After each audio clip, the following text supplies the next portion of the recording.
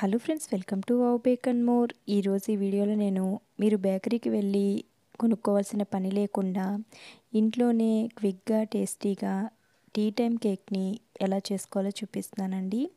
నేను చూపించిన ఈ ప్రాసెస్లో చేస్తే కనుక పర్ఫెక్ట్ అయిన టీ టైం స్పాంజ్ కేక్ అనేది ప్రిపేర్ చేసేసుకోవచ్చు. సో వీడియో స్కిప్ చేయకుండా పూర్తిగా చూడండి. నచ్చితే మాత్రం లైక్ చేయండి. మరి లేట్ చేయకుండా కేక్ని అయితే ప్రిపేర్ చేసేసుకుందాం రండి. ఈ విధంగా ఒక బౌల్లోకి రూమ్ టెంపరేచర్లో ఉన్న 3 ఎగ్స్ని వేసుకోండి. అలాగే ఒక హాఫ్ కప్ ఇంకా 1/4 కప్ వరకు షుగర్ని,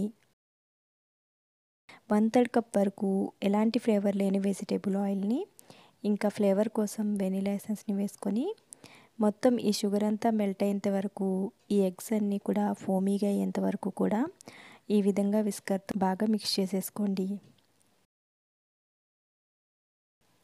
ఫ్రెండ్స్, మీలో ఎవరైనా మన ఛానల్ని కొత్తగా చూస్తున్నారా? అయితే ప్లీజ్ సబ్స్క్రైబ్ చేసుకొని చూడండి.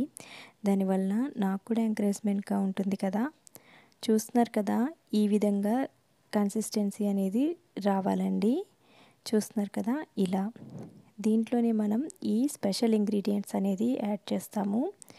ఇప్పుడు ఒక జల్లెడ పెట్టుకొని 1 కప్పు వరకు మైదా పిండి వేసుకొని స్పెషల్ ఇంగ్రీడియంట్ ఏంటంటే మిల్క్ పౌడర్ అయితే యాడ్ చేసుకోవాలండి. దీనివల్ల మనకి ఎక్స్ట్రా టేస్ట్ అనేది వస్తుంది. ఇక్కడ నేను 15 గ్రామ్స్ ప్యాకెట్ ఉంటుంది కదా, ఆ ప్యాకెట్ మొత్తం వేసేసానండి. ఇంకా 1 టీ స్పూన్ వరకు బేకింగ్ పౌడర్ని, 1/2 టీ స్పూన్ వరకు బేకింగ్ సోడాని వేసుకొని బాగా జల్లించుకోండి. మిల్క్ పౌడర్ అనేది స్కిప్ చేయకండి. దానివల్ల మనకి బేకరీలో ఫ్లేవర్ లాగా వస్తుందన్నమాట కేక్ అనేది. సో ఈ విధంగా జల్లించేసుకున్న తర్వాత ఎలాంటి లంప్స్ లేకుండా కేక్ బ్యాటర్ కన్సిస్టెన్సీ వచ్చేంత వరకు కూడా బాగా మిక్స్ చేసేసుకోండి. ఇక్కడ నేను వాటర్ని కానీ మిల్క్ని కానీ యూజ్ చేయడం లేదండి, నార్మల్గానే మిక్స్ చేసేస్తున్నాను.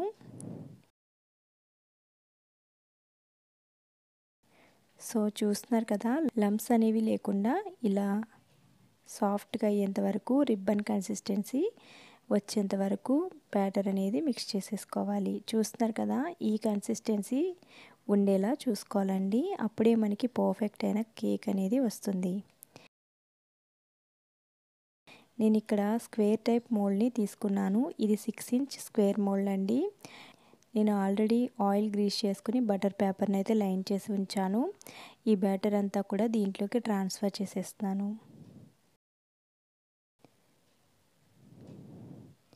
చూస్తున్నారు కదా, ఈ విధంగా మొత్తం బ్యాటర్ అయితే వేసేసుకొని ఒకసారి బాగా ట్యాప్ చేసుకోవాలండి. అప్పుడు మనకి ఎయిర్ గ్యాప్స్ లేకుండా కేక్ అనేది పర్ఫెక్ట్గా వస్తుంది.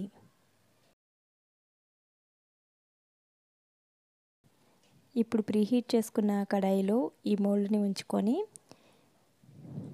25 to 30 మినిట్స్ వరకు లో ఫ్లేమ్లో బేక్ చేసేసుకోండి. ఓవెన్ లేకపోయినా ఇలా ఈజీగా కడాయిలోనే కేక్ని చేసేసుకోవచ్చండి. 30 మినిట్స్ తర్వాత చూస్తున్నారు కదా, చాలా ప్లఫీగా మన కేక్ అనేది పొంగింది. సో ఇలా నైఫ్ కుచ్చి చెక్ చేసుకోవాలండి. నైఫ్ అనేది ఎప్పుడైనా క్లీన్గా రావాలి. అప్పుడే మనకి పర్ఫెక్ట్ అయిన కేక్ అనేది ప్రిపేర్ అయినట్లు లెక్క. సో ఇది కంప్లీట్గా కూల్ అయిపోయిన తర్వాత ఇలా మౌల్డ్లోంచి తీసేసుకొని కట్ చేసుకోవాలండి. చూస్తున్నారు కదా, ఎంత స్పాంజీగా కేక్ అనేది చాలా హైట్గా, చాలా స్పాంజీగా వచ్చింది. సో నేను చూపించిన ఈ మెజర్మెంట్స్ని ఫాలో అయ్యి ఒక్కసారి ట్రై చేసి చూడండి. మీకు కూడా చాలా పర్ఫెక్ట్గా వస్తుంది. మన ఛానల్లో చాలా రకాల బర్త్డే థీమ్ కేక్స్ అయితే ప్రిపేర్ చేసి పోస్ట్ చేశానండి. ఇంట్లోనే కేక్స్ చేసుకోవాలనుకునే వారందరికీ ఆ వీడియోస్ అన్నీ కూడా చాలా బాగా యూజ్ అవుతాయి. సో ఇంట్రెస్ట్ ఉన్న వాళ్ళు తప్పకుండా వెళ్ళి ఆ వీడియోస్ అయితే చూడండి. అదేవిధంగా మీ దగ్గర విప్పింగ్ క్రీమ్ లేకపోయినా ఇంట్లోని బటర్తో కేక్ క్రీమ్ని ఎలా చేసుకోవాలో కూడా వీడియోస్ అయితే పోస్ట్ చేశానండి. సో ఇంట్లోనే కేక్ క్రీమ్ చేసుకుని ఇలా స్పాంజ్ కేక్ని ప్రిపేర్ చేసుకుని బర్త్డే కేక్ని అయితే ఈజీగా ప్రిపేర్ చేసేసుకోవచ్చండి.